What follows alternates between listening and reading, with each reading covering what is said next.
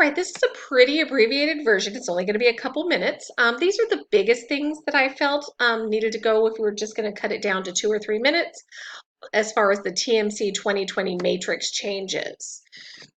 So let's move right along. These are all the conditions that were added. Pulmonary hypertension was removed. I don't know that it will not be seen anywhere, but it was removed, as was some nitric oxide questions were removed. So I'm thinking that that's probably going to be less of a focus. Interstitial lung disease, lung cancer, these things that used to be a lot more prevalent are back in the 2020. Drug overdose, traumatic brain injury, and sepsis, I think we've always seen a little bit of.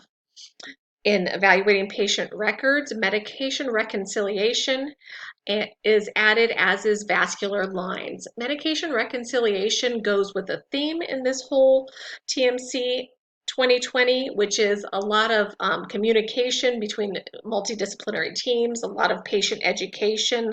There's a lot of outpatient, and we'll go into that in a lot more detail, and it's a lot more prevalent in the CSE.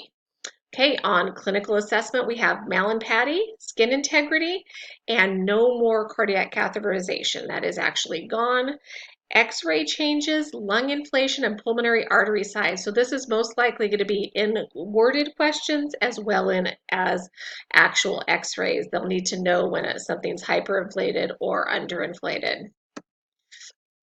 Spontaneous was everywhere in the TMC matrix. So a lot of the mechanics of ventilation, we're going to be talking about spontaneous tidal volumes, minute volumes, and making sure that the learner understands that.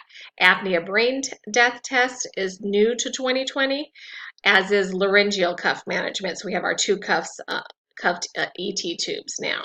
OI was added to the calculations, and speaking of calculations, we really don't know what the new calculator is going to hold.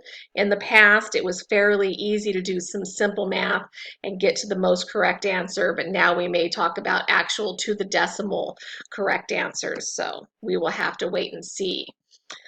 Diagnostic Recommending diagnostic procedures, coags, and cardiac biomarkers are now on there, so we'll need to make sure everyone knows those. And all skin tests were removed, including TB. Heated high-flow nasal cannula is new to 2020, so that is under assembling and troubleshooting, as is the AED. Consulting a physician specialist is new for the TMC as well as the CSE.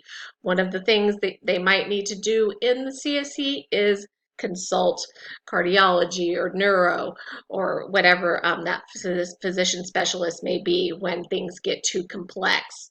So something that's really important, those antagonists, narcotics, and benzodiazepines, those are both added, and vaccines are gone in the respiratory care plan, but of course, when we're talking about chronic patients, recommending annual influenza, and then of course their pneumonia periodically is still there.